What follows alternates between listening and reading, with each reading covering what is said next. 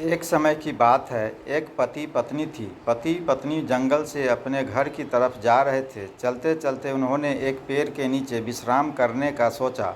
पति अपनी पत्नी की गोद में अपना सर रख कर सो गया। तभी वहाँ पर एक योद्धा आया। योद्धा भी विश्राम करने के लिए पास वाले पेड़ के नीचे बैठ गया। पत्नी उस योद्धा से कहती है, मैंने कभी अपने जीवन में तलवार नहीं देखा। क्या आप मुझे कुछ समय के लिए अपनी तलवार देखने का मौका देंगे? योद्धा को उस औरत की बातों पर विश्वास हो जाता है और वह तलवार उस औरत को देखने के लिए देता है।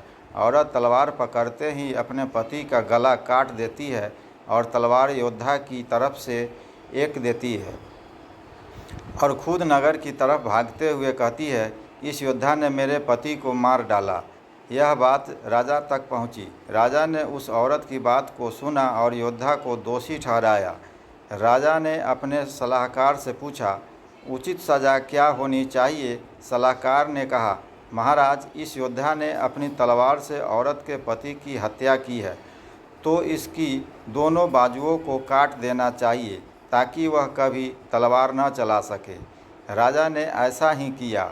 योद्धा की दोनों बाजुओं को कटवाकर उसे छोड़ दिया। जब योद्धा की बाजू काट दी जाती है तो वह उस पीड़ा और अपमान को सहन नहीं कर पाता और पहाड़ी से कूदकर आत्महत्या करने की सोचता है। लेकिन रास्ते में उसे एक साधु रोक लेता है। उस योद्धा को बताता है कि उसे उसकी स्थिति का पता है और उसे ध्यान लगाने को कहता है। योद्धा साधु से पूछता है, बाबा, मेरी गलती क्या है? मैंने उसके पति को नहीं मारा, फिर भी मुझे सज़ा क्यों मिली? बाबा उस योद्धा को उसके पूर्व जन्म की कहानी सुनाते हैं। साधु कहते हैं कि पूर्व जन्म में यह औरत एक गाय थी, उसका पति कसाई था और तुम एक पहलवान थे। एक बार यह गाय कसाई से अपनी जान बचाकर भाग निकली। कसाई ने शोर मचाया, गाय को पकड़ो। वह भाग गई।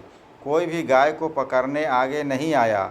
सब जानते थे कि यह गाय को पकड़कर मार देगा, पर तुमने अपनी शक्ति का प्रदर्शन करने के लिए आगे आए और अपनी बाजुओं से उस गाय के सींग पकड़कर उसे रोक दिया और उसे कसाई के हवाले कर दिया। कसाई ने उसे मार दिया। वह गाय उसकी पत्नी के रूप में है और जो कसाई था इस जन्म में उसका पति था। उससे अपना बदला लेने आई थी और तुमने उस गाय को अपनी बाजुओं से पकड़ा था, इसलिए उसने तुम्हारी बाजुएं में कटवा दी। तुम्हें अपने पिछले जन्म के कर्मों की सज़ा इस जन्म में भोगने पड़ रही है। इसलिए कहते हैं, कर्म फल भोगना ही पड़ता है, इस जन्म में नहीं तो अगले जन्म में।